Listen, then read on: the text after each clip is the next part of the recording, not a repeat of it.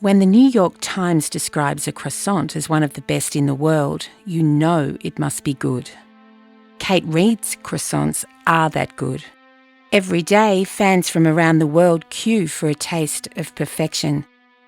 But for Kate, this obsession with perfection almost cost her life. I actually wanted to be a Formula One driver, and I saved up money and I bought myself a competitive go-kart, and I would just go around and around by myself, perfecting the racing line and trying to find, hundredths of a second here and there. So I preferred that challenge of being on the track by myself, pushing my own personal best rather than trying to challenge other people's personal bests.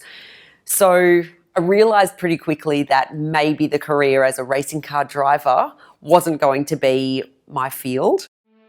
Kate switched her focus from racing to designing Formula One cars. My first week at Williams was like a dream. I was literally walking on a cloud. I just assumed that the rest of my life was going to be in Formula One. I wanted to be the first female technical director of a Formula One team. That was my goal. I had a job in the department I wanted to be in the team I wanted to be in the country I wanted to be in. So all my ducks were lined up.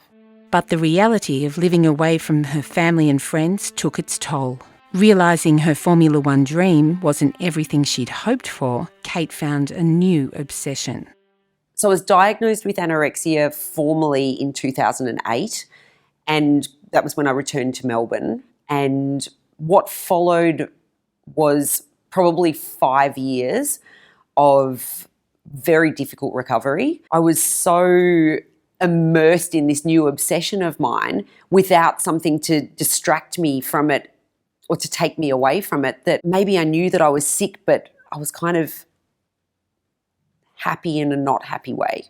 The only way that I really was going to get out of it was by finding something else to obsess over. And obviously through the disease, you become obsessed with food and about preparing it for yourself. The thing that I really loved was baking. And baking is probably the most forbidden of the foods. Baked goods for me became the thing that I'd live for. And I'd go up and I'd have my, coffee and cake or whatever every day.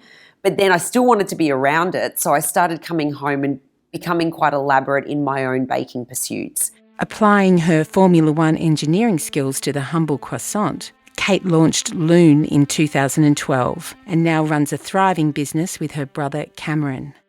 Why can't we classify engineers as creative?